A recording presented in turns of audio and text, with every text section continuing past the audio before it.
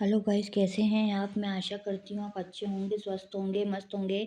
आज मैं आपके सामने एक emotional story, heart touching story और लेसनेबल स्टोरी लेके आई हूँ, जो इस प्रकार है। चलिए चलते हैं, शुरू करते हैं। Late started. पति की लाश पड़ी हुई थी और मेरी सास ने मुझे मारकर घर से निकाल दिया। मैं रोती हुई जा रही थी कि अचानक मेरी नज़र एक औरत पर पड़ी, जो गोद में बच्चा उठाए चिल्ला रही थी कि कोई मेरी मदद करो वरना बच्चा मर जाएगा। मेरे पास उस वक़्त 1000 के नोट थे। मैंने उसे दे दिए और वो खुशी से मुझे दुआएँ देती हुई बोली, "बेटी तू वापस अपने घर चली जा। तुझे ऐसी खुशी मिलेगी जो आज तक कभी किसी औरत को ना मिली होगी।" मैं हैरान हुई कि भला मुझे क्या मिल सकता है? पर उस औरत की बात सुनकर मैं वापस अपने ससुराल आई, पर जैसे ही मेरी नज़र मेरे पति की लाश पर पड़ी तो मेरे सर पर आसमान टूट पड़ा। मेरे पति आज रोज़ से ज़्यादा अपने काम से घर आ गए थे। मैंने उनसे कहा, जल्दी से नहा लीजिए, तब तक मैं खाना लगा देती हूँ। मैं और मेरी सास खाना खा चुके थे, सिर्फ़ मेरे पति ही बचे थे। मैं किचन में गई और हल्दी से फ्रिज खोली तो दोपहर की बची हुई सब्जी थी। मैंने जल्दी से गर्म किया और साथ में ताज़ी रोटियां भी बना ली। उसके बाद मैंने चूल्हे पर चाय के लिए पानी चढ़ाया, क्योंकि हम सबकी आदत थी खाने के तुरंत बाद हम चाय पीते थे। मैं खाना लेकर बाहर आ गई। मेरे पति और सास चौकी पर बैठे हुए थे। मैंने खाना खा लगाकर अपने पति के सामने रख दिया।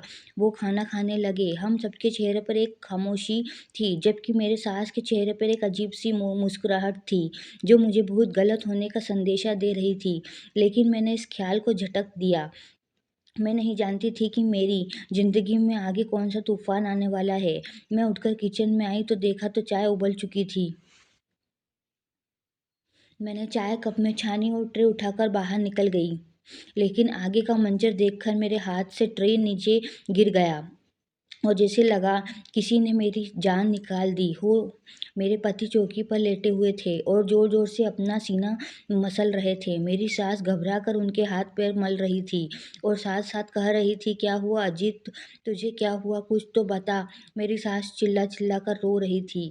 उसकी हालत देखकर मैं भागती हुई अपने पति के पास आई और उन्हें देखकर मैं भी चिल्लाने लगी। मेरे पति का सारा जिस्म नीला पड़ गया था और उनके मुँह से सफ़ेद झाग निकल रही थी। वो अपना गला पकड़कर बिना पानी मछली की तरह तड़प रहे थे। इससे पहले मैं कुछ समझती या किसी को मदद के लिए बुलाती कि अचानक मेरे पति का जिस्म सूख कर काँटा हो गया और उनकी आँखों की पुतलियाँ भी बेजान हो गई। 2 मिनट में मेरी पूरी दुनिया खत्म हो चुकी थी। मेरे पति मुझे और अपनी माँ को अकेला छोड़कर इस दुनिया से जा चुके थे।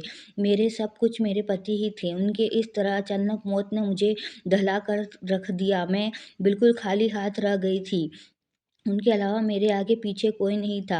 हमारा घर का शोर सुनकर पड़ोसी और मोहल्ले वाले भी हमारे घर आ चुके थे और आगे का मंज़र देखकर वो भी हैरान हो गए। अचानक मुझे अपने आस-पास घुटने का एहसास हुआ और मेरी आँखों के सामने अंधेरा छा गया। मुझे अपने आस-पास की सभी चीज़ें चकराती हुई महसूस हुई। मैंने दीवार का सहारा लेना चाहा, लेकिन मैं अपना सुध-बुध खो बैठी थी और अगले ही पल में मैं अपने शरीर के सारे वज़न के साथ ज़मीन पर गिर गई। मुझे होश आया तो मैंने खुद को अपने कमरे में पाया। मेरा सर अभी भी भारी था। मैंने इधर-उधर देखा तो अगले ही पल में मेरे पति का बेजान वजूद मेरी नज़रों के सामने आया। मैं जल्दी से उठकर बाहर आई। सुबह हो चुकी थी। मैं पूरी रात बेहोश थी। मैंने देखा मेरे पति की लाश घर के बाहर पड़ी थी और मेरी सास उनके चारपाई से लग कर बैठी हुई थी। उनकी आँखों को देखकर लगा जैसे वो पूरी रात रोई हो। जब जवान बेटे का गम तो जो था,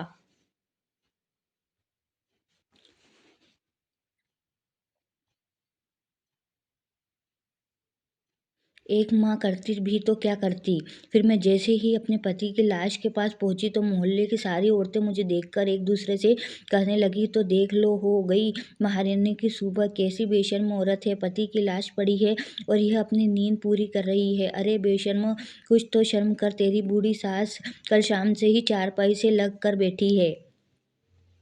पानी का एक घूँट भी उन्होंने नहीं पिया। फिर भी इन्हें तेरा ही ख़्याल रहा कि तुझे उठाया ना जाए, कहीं तेरी तबीयत ना ख़राब हो जाए। इस हाल में भी इन्हें तेरा ही ख़्याल रहा। और एक तुम है जो पहले अपने पति को जान से मार डाली और फिर बेशर्मी से इस घर में रहकर अपनी नींद भी पूरी कर रही है।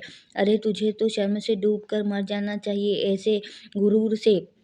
हमारे सामने खड़ी है, मैं हैरानगी से उनकी बातें सुन रही थी।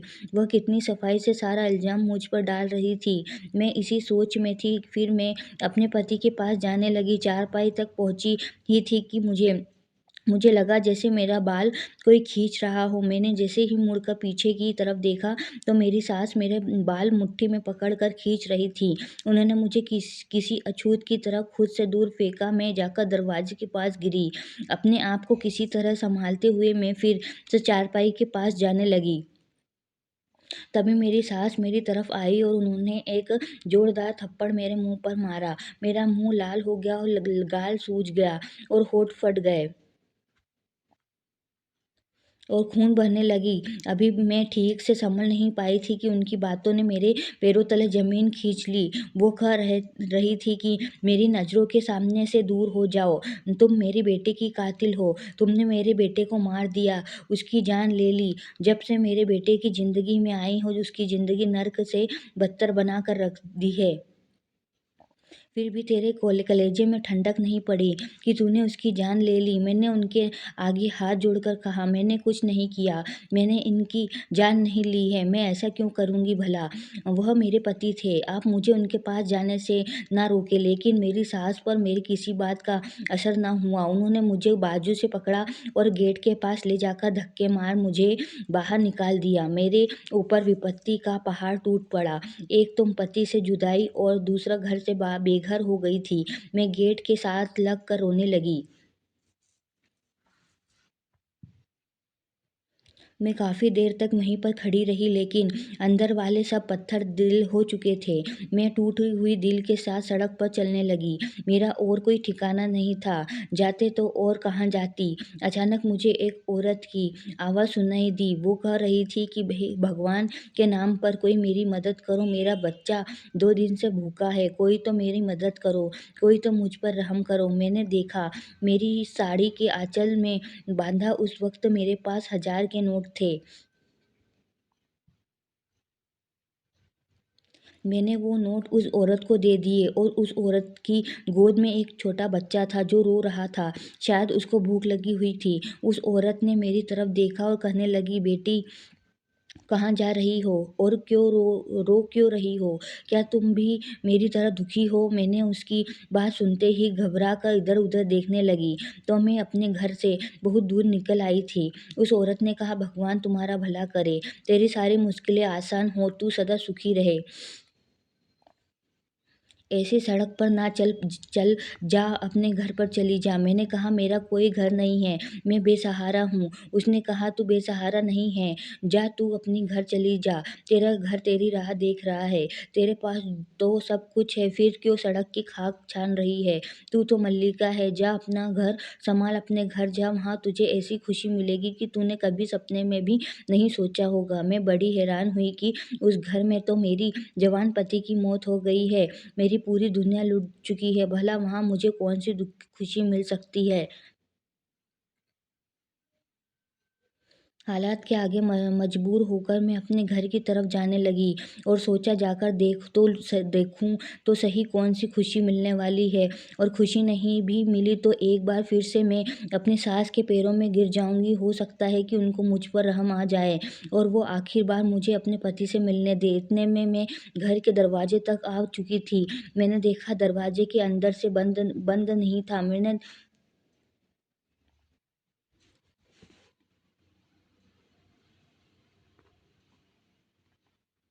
मैंने धड़कते दिल के साथ घर का दरवाज़ा खोला, पर दरवाज़ा खुलते ही सामने का मंज़र देख मैं हैरत से दंग रह गई।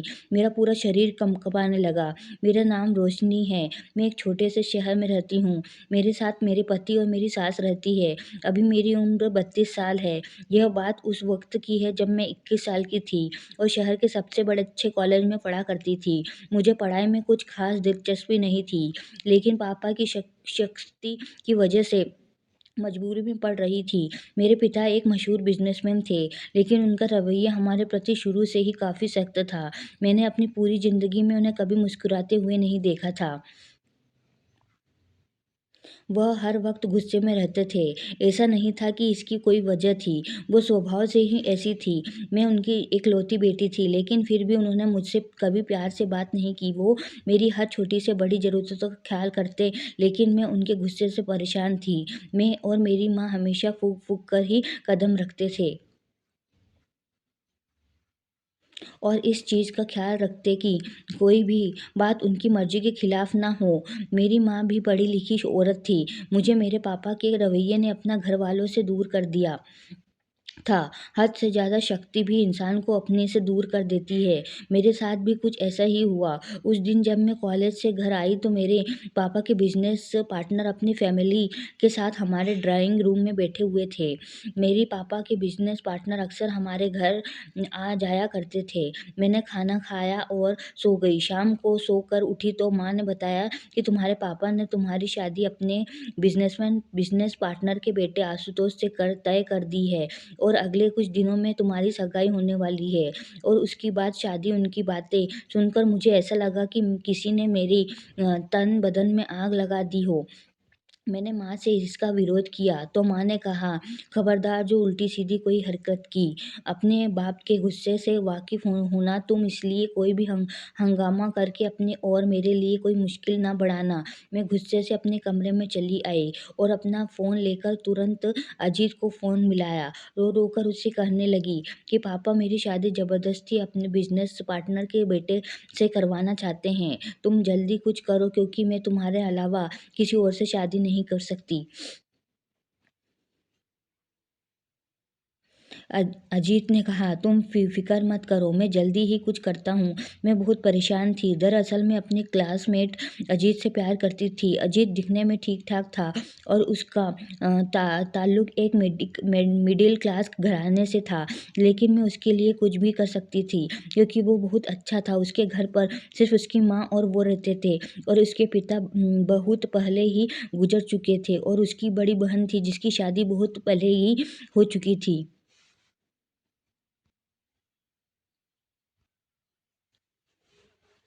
अजीत के पिता का एक छोटा-सा कारोबार था, जिसको अब अजीत ही सँभालता था। लेकिन मुझे इस बात से कोई इतराज़ नहीं था, क्योंकि मैंने कभी भी अपने पैसे पर घमंड नहीं किया कि मैं बड़े बाप की बेटी हूँ। दिन ऐसे ही गुज़रते गए और मेरी सगाई आशुतोष से हो गई, लेकिन मैं इस शादी से खुश नहीं थी। धीरे-धीरे करके मेरी शादी का दिन भी आ गया। मेरी शादी के 1 हफ्ते पहले अजीत और उसकी माँ मेरे लिए रिश्ता लेकर आए थे। यह सब देखकर मेरे पिता ने उनको बेइज्जत कर घर से निकाल दिया और मुझसे मेरी मोबाइल भी ले लिए। मैं बहुत ज़्यादा उलझन में थी कि अब मैं क्या करूँ। जिस दिन मेरी मेरी शादी थी, उस दिन लगभग दोपहर 2 बजे मुझे तैयार होने पार्लर जाना था। माँ ने मेरी सहेली को मेरे साथ भेजते हुए कहा, टाइम से घर आ जाना। मैंने सहमति में अपना सिर हिला दिया और दोनों सहेलियाँ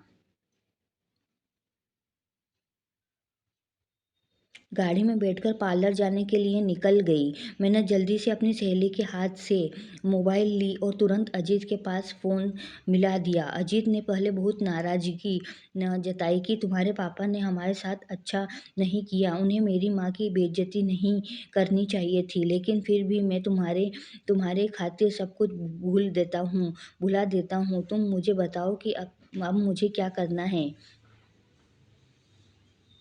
मैंने अजीत से कहा, अब हमारे पास एक ही रास्ता है कि हम दोनों भाग कर कोर्ट मैरिज कर लें। मैं पार्लर में हूँ, तुम आओ और मुझे जल्दी लेकर जाओ। हम आज ही कोर्ट मैरिज कर लेते हैं। अजीत ने कहा, क्या यह सब ठीक होगा? मैंने कहा, सब कुछ ठीक ही होगा। मैं उनकी इकलौती बेटी हूँ। धीरे-धीरे करके वो सब कुछ भुलाकर मुझे अपना लेंगे। अजीत ने कहा, अच्छा ठीक है, मैं तुम्हारे पार्लर के आस-पास ही खड़ा रहूँगा, तुम मुझे फ़ोन कर देना। पार्लर के बाहर पहुँचते ही मैंने पार्लर के बाहर पहुँचते ही मैंने ड्राइवर को ड्राइवर को बहाने करके घर भेज दिया। उससे कहा मेरे लहंगे का मैचिंग दुपट्टा घर पर ही छूट गया है, आप मुझे वह लाकर दे दीजिए, तब तक मैं तैयार होती हूँ। ड्राइवर के जाने के बाद मैंने तुरंत अजीत को फ़ोन मिलाया और उससे आने का कहा, पर वह अगले ही पल मेरे पास आ गया। मैंने अपने दोस्त को सब कुछ समझा दिया था और उसके बाद मैं अजीत के साथ चली गई। हम दोनों ने मंदिर में जाकर शादी की और उसके बाद अजीत की दुल्हन बन उसके घर आ गई। मैं ये नहीं जानती थी कि मैंने यह कदम उठाकर कितनी बड़ी गलती की। उधर जैसे ही मेरी माँ-बाप को मेरी लापता होने की खबर मिली, तो उन पर सातों आसमान एक साथ ही टूट पड़े। उन्होंने कभी सोचा भी नहीं था कि मैं ऐसा भी कुछ कर सकती हूँ। मेरे घर तो कयामत आ गई थी। मेरे पापा उसी वक़्त मुझे जान से मारने के लिए निकले, लेकिन माँ ने उनका पैर पकड़कर कहा, "इतना गुस्सा मत करिए, वो हमारी इकलौती बेटी है। भले ही आप उसे माफ़ ना करें, लेकिन उसे बख्श दें और उसके साथ ऐसा कुछ ना करें।" माँ के लाख समझाने पर पापा किसी तरह माने। मुझे अजीत के घर आए 1 हफ्ता हो गया था, लेकिन मेरे मायके में खामोशी थी। मैं यह ना समझ सकी कि तूफ़ान के आने के पहले हर तरफ खामोशी ही होती है। मैंने सुकून से अपने ससुराल में ज़िंदगी गुज़ार रही थी। मेरी सास बहुत अच्छी थी, ज़िंदगी बहुत अच्छे से गुज़र रही थी। मैंने अपनी पढ़ाई छोड़ दी थी, लेकिन अजीत ने अपनी पढ़ाई जारी रखी थी और साथ-साथ वो अपना काम भी करते थे। मेरी सास आस-पड़ोस के कपड़े सिलाई करती थी। मैंने भी उनके साथ रहते-रहते सिलाई सीख ली थी। मेरे ससुराल वालों की स्थिति बहुत ही अच्छी नहीं थी। मुझे शुरू में परेशानी हुई, लेकिन धीरे-धीरे मैं यहाँ एडजस्ट हो ही गई थी। इसी तरह हमारी शादी को 6 महीने गुज़र गए। मुझे महसूस हुआ कि मेरे सास का रवैया मेरे साथ कुछ अजीब-सा होता जा रहा है। वो बार-बार मुझसे कहती कि अब तुम्हें अपनी माँ-बाप से मिलने चले जाना चाहिए।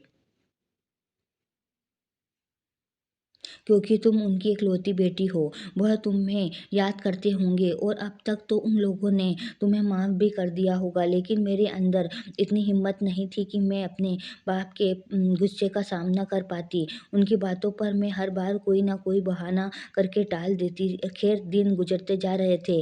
अजीत का रवैया भी मेरे प्रति कुछ अजीब-सा होता जा रहा था। मैं उनसे उनके रवैये के बारे में पूछना चाहती थी। फिर सोचा सोचा हो सकता है काम का प्रेशर ज़्यादा हो, इसलिए परेशान हो। उस दिन भी हर रोज़ की तरह अजीत नाश्ता करके अपने काम पर चले गए थे। पीछे से मैंने अपने सारे काम निपटाए और सुकून से बैठ गई, क्योंकि अब मेरे पति को घर रात को ही आना था। कुछ देर बाद मैंने दोपहर का खाना बनाया और फिर मैंने और मेरी सास ने खाना खाया। खाना खाने के बाद मैं अपने कमरे में जाकर आराम करने लगी। तभी मेरे कानों में मेरे पति की मोटरसाइकिल की आवाज़ सुनाई दी। मुझे बड़ी हैरत हुई कि वो आज इतनी जल्दी कैसे आ गए। मैंने जाकर देखा तो मेरी सास बाहर आकर बैठी थी। उन्होंने अजीत से घर जल्दी आने की वजह पूछी, तो अजीत ने कहा आज कॉलेज की भी छुट्टी थी और दफ्तर में भी कुछ खास काम नहीं था, इसलिए जल्दी आ गया। मैंने अपने पति को खाना निकाल कर दिया और उसके बाद किचन में चाय लेने गई। वापस आई तो देखा मेरे पति अजीत मर चुके थे। मैं ये मंजर ना देख पाई और बेहोश हो गई। जब मुझे होश आया तो सुबह हो चुकी थी। मैं अपने मरे हुए पति के पास जाना चाहती थी, तो मेरी सास ने मुझे यह कहकर उनके पास न जाने दिया कि तुम कातिल हो, और यह कहकर उन्होंने मुझे घर से बाहर निकाल दिया। मैं रोती हुई सड़क पर चलती जा रही थी, तभी मेरे कानों में एक औरत की आवाज़ आई। उसे मदद की ज़रूरत थी। मैंने उसकी मदद की, तो उसने मुझे दुआएँ देते हुए घर जाने को कहा और साथ में यह भी कहा कि घर जाने के बाद तुझे ऐसी खुशी मिलेगी जो आज तक किसी औरत को ना मिली होगी। उसकी बातें सुनकर मजबूरन मैं घर पहुंची और जैसे ही दरवाज़ा खोला तो सामने का मंजर देख मेरे होश उड़ गए। दरवाज़ा खोलते ही मेरे ऊपर फूलों की बारिश होने लगी। गुलाब की ताज़ा पत्तियां मेरे ऊपर गिरती जा रही थी। मैंने नज़र उठाकर देखा तो मेरे पति की लाश गायब थी और साथ ही साथ सारे लोग भी गायब थे। घर को फूलों की मदद से सजाया गया था। फूलों से दरवाजे से लेकर अंदर पहुंचने का एक रास्ता बनाया गया। यह सब देखकर मैं बड़ी हैरान हुई कि यह क्या है? यह तो मातम वाला घर था, यहाँ तो मातम होना चाहिए था, तो यह सब क्या है? मेरे पति की लाश कहाँ गई? मेरे सास कहाँ गई? मुझे कुछ समझ में नहीं आ रहा था। मैं उन फूलों की पत्तियों से गुजरते हुए घर के अंदर गई। मेरी सास के कमरे से बातों की आवाज़ आ रही थी। अंदर आने वाली आवाज़ सुनकर मुझे अपनी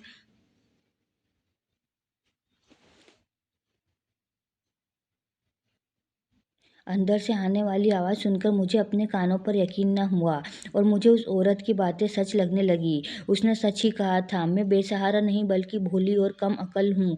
मेरी नाक के नीचे इतनी घिनौनी साजिश रचाई गई, लेकिन मैं बेखबर रही। किसी मोहब्बत की आड़ में मेरे साथ इतना गंदा खेल खेला गया। मुझे बेनतहाशा खुद की कम अक अकली पर गुस्सा आया। मैंने कैसे एक शख्स को इतना मौका दे दिया कि वह आकर मेरी ज़िंदगी से खेल गया। मेरी सास मेरे पति से कह रही थी, सारी तैयारी हो गई, तुम जाओ और उसे कहीं से भी ढूँढ कर लाओ। मेरे पति ने कहा, मैं तो उसकी नज़र में मर चुका हूँ, वो कैसे आएगी मेरे साथ फिर?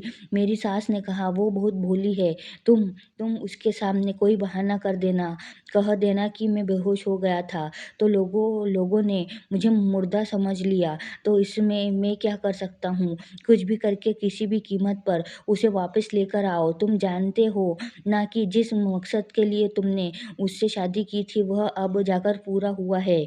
अब उसे ऐसे तो नहीं जाने दे सकते ना।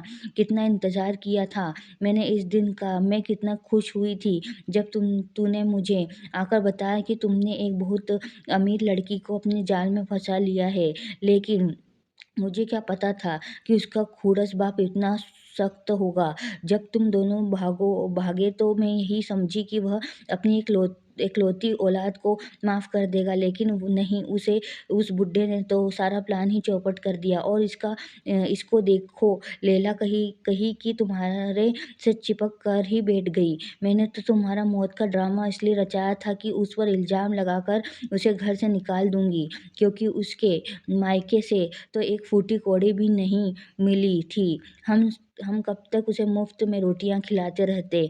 इसलिए मैंने जानबूझकर तेरे खाने में बेहोशी की दवा मिलाई और स्प्रे से झाग भी लगा दी, और खून का क्या ज़रा सा कट लगा और तेरे नाक और मुँह खून से भर गए। मैं हैरत से खड़ी उनकी बातें सुन रही थी। अभी और क्या-क्या सुनना बाकी है। अगली बात सुनकर तो यह लगा जैसे क़यामत ना तो अब आई, पहले तो बस छोटे-मोटे झटके थे। मेरी सास की अगली बात ने मेरे जिस्म से जान निकाल दी। मैं बेतहाशा फर्श पर गिर पड़ी। मेरे पति और सास ने कुछ गिरने की आवाज़ सुनकर दरवाजे की तरफ देखा। हाँ, तो उनके चेहरे पर खौफ के साए मंडराने लगे। उन्होंने मुझे उठाकर बिस्तर पर लेटाया और जब मुझे होश आया तो मेरा पति अजीत कमरे में बेचैनी से टहल रहा था।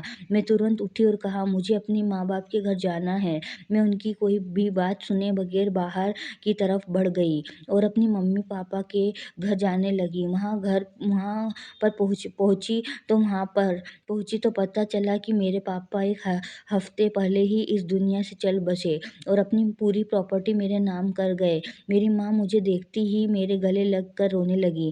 यहाँ हाल ही मेरा भी था। दरअसल अजीत ने मुझसे दौलत की लालच में आकर शादी की थी। पहले तो सब ठीक रहा, लेकिन जब उन्हें पता चला कि मेरे पापा गुस्से में मुझे फूटी कौड़ी नहीं देने वाले, तो उनका दिल मेरी तरफ से खट्टा हो गया। दोनों माँ-बेटे मुझे निकालने की वजह ढूँढने लगे और जब उन्हें कोई वजह ना मिली तो अपने मरने का ड्रामा ही रचा बैठे और मेरे ऊपर इल्ज़ाम लगाकर मुझे घर से बाहर कर दिया। पर मेरे घर से जाते ही उन्होंने किसी से खबर सुनी कि मेरे पापा मर गए और अपनी पूरी प्रॉपर्टी मेरे नाम कर गए। तो यह खबर सुनते ही मेरा पति उठ कर बैठ गया। मोहल्ले वाले कुछ तो डर गए और कुछ ने वजह जानने की कोशिश की। तो उन्हें ऐसा महसूस कर आया आया कि उसे तो कुछ याद ही नहीं। सबने यही समझा कि हमारी ही गलती है। हमने बेहोशी को मौत समझ लिया। एक-एक करके सारे लोग वहाँ से चले गए। मेरी सास और मेरे पति प्रॉपर्टी के लालच में अब मुझे वापस लाना चाहते थे, ताकि मेरी पूरी प्रॉपर्टी अपने नाम करवा सकें, और इसलिए उन्होंने मुझे खुश करने के लिए मेरे स्वागत का पूरा इंतज़ाम किया। लेकिन मैंने भी फैसला कर लिया था कि मैं उन्हें कभी माफ़ नहीं करूँगी। शाम होते ही मेरे पति और मेरी सास मेरे घर आए और मुझसे माफ़ी माँगने लगे, लेकिन मुझ पर उनके किसी भी बात का कोई असर नहीं हुआ। वह मायूस लौट गए। कुछ दिन बाद मुझे पता चला कि मेरी सास को उनके किए की सज़ा मिल गई है और उनके पूरे शरीर में फ़ॉलिस मार दिया।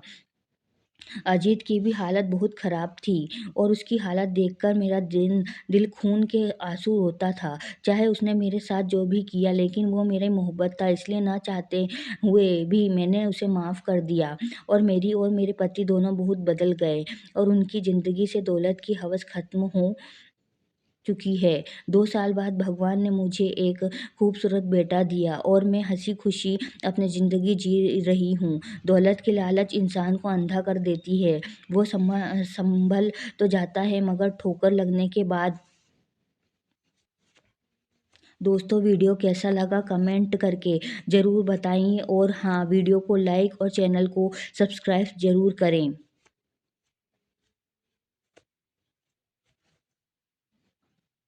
धन्यवाद।